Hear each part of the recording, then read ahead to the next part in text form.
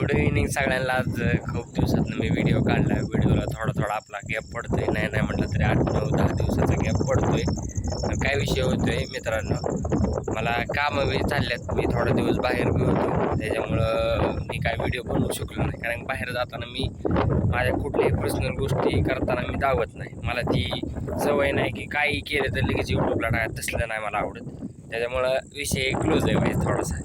त्याच्यामुळे आज म्हणलं चला, वातावरण फ्रेश झाले. मी काल आले दुपारी आणि म्हणलं चला दाखवतो मला असा व्ह्यू, कसं काय छान व्ह्यू झाला आहे. आमच्या इकडं आभाळ यायला लागले बरं का, थोडं आता. आणि आपली अजून शेतीची कामं खूप राहिलेत, खतं पांगवायची सगळीच राहिली ती. पप्पांनी मला आज टाकायला लावलेलं, आत्ताशी ध्यानात आलं आहे माझ्या. आता हे टाकायचं तरी कुठं, बहुतेक काडी लावून द्यावं वाटतंय मला. ही काय आपली अशी खतं टाकून झाली ती. आता ही निम्म तर झाले. ती काय झालं, आपला दातूळ तुटला होता, त्याच्यामुळं मी सध्या तरी काय हे केलं नाही, काय म्हणायचं म्हणजे पांगावलं नाही. कारण त्याचा दातूळ तुटला, मी हिसक्याने असं वडाय गेलो, तिथे दातूळ तुटला. त्याच्यामुळं सकाळी निम्म तसंच राहिले, निम्म पांगावले.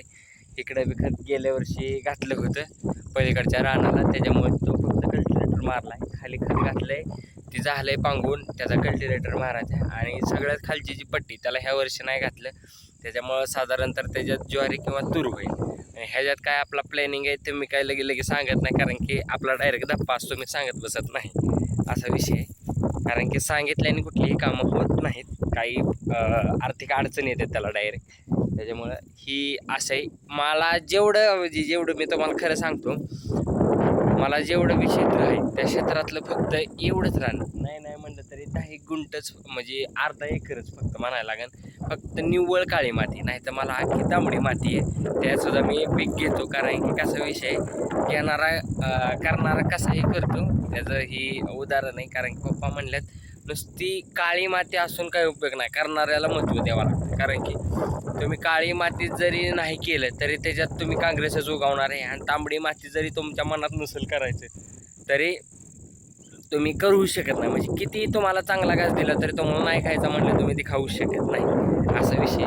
मस्तपैकी आपल्या बांगल्यापुढे ही आलेली झाडं आहेत मिरच्याची. त्याला आय थिंक मिरच्या लागल्यात नाही लागल्यात काय माहीत नाही, तर मी तुम्हाला दावाचा प्रयत्न करतो मिरच्या लागल्यात का नाही. कारण मी काल पाणी घातलं होतं तेव्हा मला दिसले होते 1-2 मिरच्या, काहींनी काढून नेल्यात काय सांगता येत नाही, असा विषय. ही काही इथं लागलेले आहेत, पण त्या म्हणजे जास्त वेळ झालेला आहे. असं छोटं चाललंय काहीतरी विषय आपला मस्त करायचा. हे असं मस्तपैकी परिसर झालेला आहे. असं आपल्या घरापासून सगळा व्यू दिसतो. अख्खं म्हणजे जेवढं आपलं रान आहे तेवढं सगळं दिसल्या. ही अख्खं इथवर नजर जाते तिथवर. आणि ही खरी फिलिंग आहे बरं का. मी म्हणजे मला काही लय गर्व नाही, पण ही खरी फिलिंग आहे की आपण बागायतदार असलेला मस्त नाही काय. पण माझं पावसाळ्यात भरपूर असतं पीक, त्याच्यामुळं काही विषय वाटत नाही. पण 4 महिने आपली जमीन म्हणजे लय 2 महिने फक्त मोकळे असते, 2 ते 2.5 महिने. कारण की तिथं आपण ठेवतो आम्ही जमिनीला, आणि तिथं आपण असणं गरजेचं आहे. कारण की भागात कंटिन्यू ऊस वगैरे लागत असतो, त्याच्यामुळे तापण काय होत नाही. आणि ही आमचा काळू आणि वाघ्या करसेरी मस्त वेगळे झाला. आईची बी कामं चाललेले आहेत, गुरांचं बी भरपूर काम करायचं राहिले. आई म्हणत असेल आमचा गडी आवसं पुनवला व्हिडिओ काढतोय. आई, तुला वाटत असं ना आवसं पुनवलाच व्हिडिओ काढतोय? आईचं चाललंय आज दिवसभर कामं चालू आहेत, त्याच्यामुळं आईचं आत्ता घरी आलेलो आहे आणि कामं चाललेली आहेत. मला काहीच नाईट चालली, मी थोड्या वेळ झोपलो होतो, डोळं वगैरे सजलं दिसतील, तसंच उठून आपलं व्हिडिओ काढतोय, असा विषय झाला. मस्तपैकी चाललंय यायचं काम, आहे का नाही. आणि इकडं बी असा व्ह्यू, आपली यामिनी आणि ही आपली जानम. कसं काय, आमच्या 2 गाई, एवढ्याच 2 गाई सांभाळायच्या, पण चांगल्या सांभाळायच्या. कसं आहे दिसली का, ही यामिनी आणि ही जानम. त्याचं मी नावच ठेवलंय जानम. तरी एक अलकनंदाव म्हणून होती एक गाय आमच्यात, ती विकली आम्ही गेल्या वर्षी. नाही तर ती पण चांगली होती गाय. तर थोडं किती काय केलं तरी करत राहावं लागतंय, त्याच्यामुळं चालूच ठेवायचं आहे का नाही. चला मस्तपैकी काढला आज, मस्तपैकी वातावरण दावलं मम्मी. आणि लाल लाल झरत म्हणजे 2-3 दिवसात पाऊस येण्याची शक्यता आहे. पंजाबराव डोंगने सांगितलं अजून 12-13 दिवस आहे महाराष्ट्रात दाखल होईल पाऊस.